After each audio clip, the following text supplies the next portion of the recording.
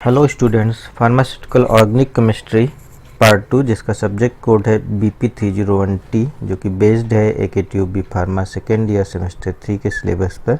इसका 23rd lectures आप लोगों के लिए मैं लेके आया हूं और इस लेक्चर्स में मैं बात करूंगा saponification, density of oil and drawing oils के बारे में। इसके पहले अब तक आपके जो 23 लेक्चर्स हैं उसमें 1 से 10 लेक्चर तक आप लोगों ने यूनिट 1 इसमें बेंजीन के बारे में आप लोगों ने स्टडी की, और उसके बाद में लेक्चर्स 11 से 21 तक आप लोगों ने यूनिट 2 जिसमें फिनॉल, एनलीन्स एंड एरोमेटिक एसिड्स के बारे में आप लोगों ने स्टडी की।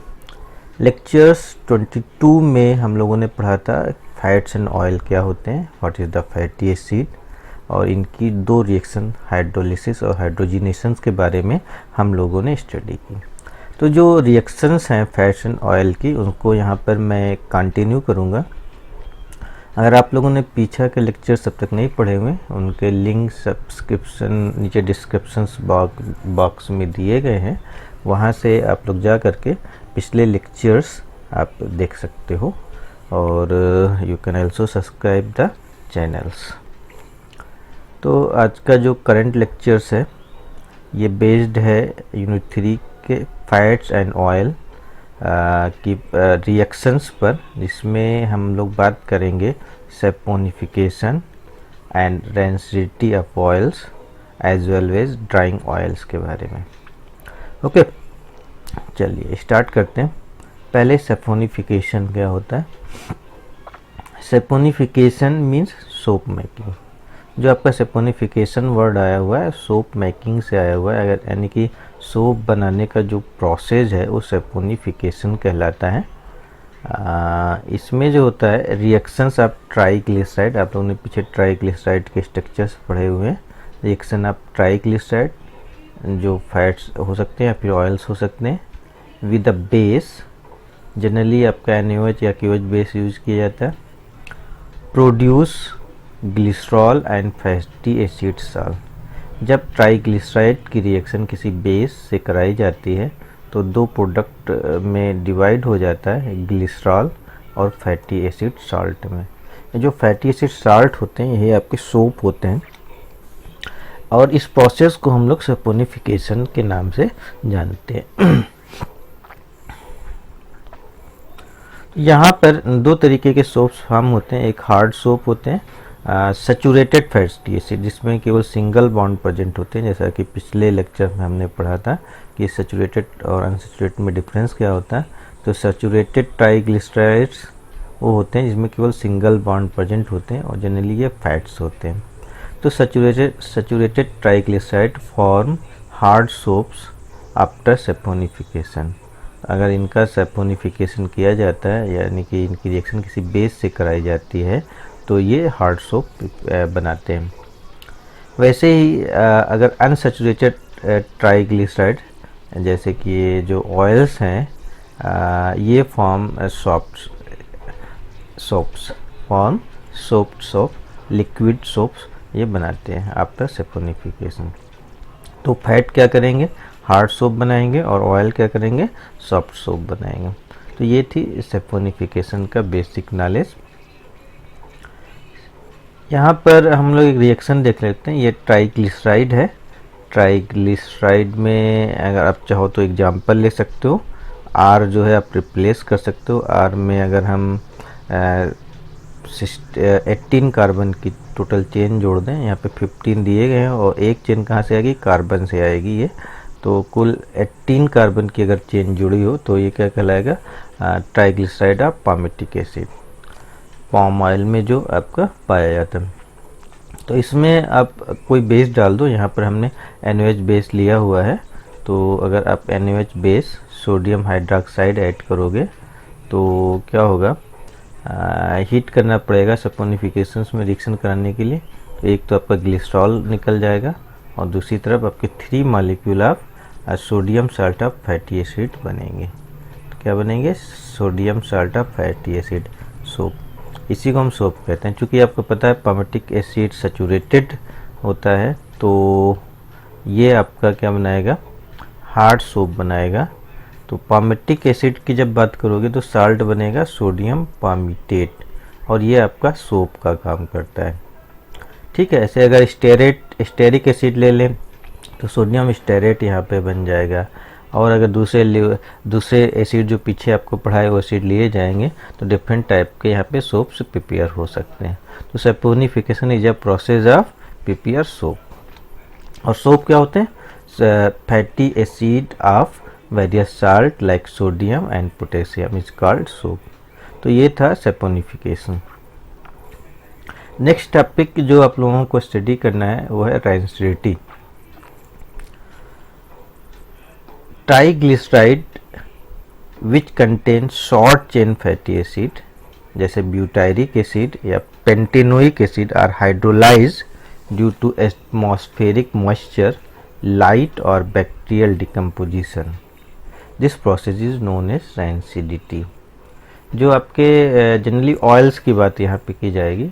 ऑयल्स जो होते हैं उसमें कुछ जब स्मॉल चेन प्रेजेंट होते हैं, जैसे ब्यूटारिक एसिड 4 कार्बन की चेन और पेंटेनोइक एसिड जैसे आपका 5 कार्बन की चेन प्रेजेंट होती है, तो क्या होता है, इनका अपने आप कई बार हाइड्रोलाइजेशन हो जाता है जब इनको एटमॉस्फेरिक एयर में जहाँ पे मॉइस्चर हो या फिर लाइट हो, लाइट की प्रेजेंस में, या बैक्टीरियल डिकम्पोजिशन। 3 कंडीशन यहाँ पे मैंने बताई।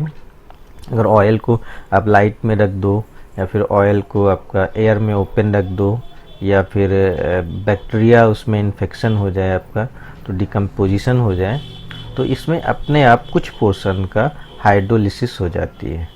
इस प्रोसेस को रेंसिडिटी कहा जाता है। इससे क्या, इसका जो सिग्निफिकेंस है रेंसिडिटी का अगर देखें तो अगर रेंसिडिटी हो जाती है किसी ऑयल में तो आपका ये प्रोड्यूस फॉल स्मेलिंग, इसकी जो अनप्लीसेंट स्मेल आती है। आप कभी अगर जैसे कोई ऑयल का डिब्बा है घर में, जैसे मान लिया ऑयल सरसों का तेल या मस्टर्ड ऑयल रखा हुआ है और उसमें ऑयल नहीं है और बहुत समय तक वो डिब्बा रखा रहता है, अगर उसकी स्मेल देखो तो आपका एक अजीब सी स्मेल आती है। ऐसे ही कई बार आप लोग जो मार्केट से प्रोडक्ट खरीद के लाते हो तो उसमें भी ऑयल की एक अजीब सी स्मेल आने लगती है लॉन्ग टर्म के रखा होने की वजह से। जनरली ये रेंसिडिटी की वजह से होता है। जो ये ब्यूटायरिक एसिड, पेंटेनोइक एसिड होते हैं, ये जो है फॉइल स्मेलिंग देते हैं एंड साथ में इसका फॉल टेस्ट भी होगा। कई बार इनका जो टेस्ट होगा वो भी अच्छा नहीं लगेगा। ये जो अनप्लीसेंट स्मेल है और फॉल टेस्टिंग है या फिर अनप्लीसेंट टेस्ट है, ये आपका रेंसिड वर्ड यूज किया जाता है। कहा जाता है कि ऑयल ख़राब हो गया है या फिर ऑयल रेंसिड हो गया है। ठीक, तो ये आपका नुकसानदायक है आपको। तो इसलिए जो ऑयल है उसको हमें मॉइस्चर से, लाइट से और बैक्टीरियल डिकम्पोजिशन से बचा कर रखना चाहिए, जैसे उसमें रेंसिडिटी प्रोसेस ना हो या फिर हाइड्रोलिसिस प्रोसेस ना हो, जिससे वो ख़राब ना हो। ठीक है, चलो तो यहाँ पे हम देख लेते हैं, ये ट्राइग्लिसराइड है और अगर एटमॉस्फेरिक मॉइस्चर और बैक्टीरियल डिकम्पोजिशन इसमें होता है तो एक तो ग्लिसरॉल बनेगा, तो ग्लिसरॉल से हमें कोई उतना ज़्यादा नुकसान नहीं है। दूसरी तरफ फैटी एसिड्स बन जाएंगे और ये फैटी एसिड की अगर चेन बहुत कम है, यानी कि 5 चेन का कार्बन है, N=2 और 3 पुट किया जाए यहाँ पे, तो ये फॉल स्मेल, अनप्लीसेंट स्मेल या स्मेल टेस्ट देता है। ठीक, तो ये नुकसानदायक प्रोसेस है हमारे लिए। तब इस कंडीशन में ऑयल आपको अच्छा नहीं माना जाता है, ख़राब ऑयल माना जाता है। ये तो था rancidity. Next topic is drying of oils. When oil is hardens to a taut solid film after a period of exposure to air, this process is known as drying of oil.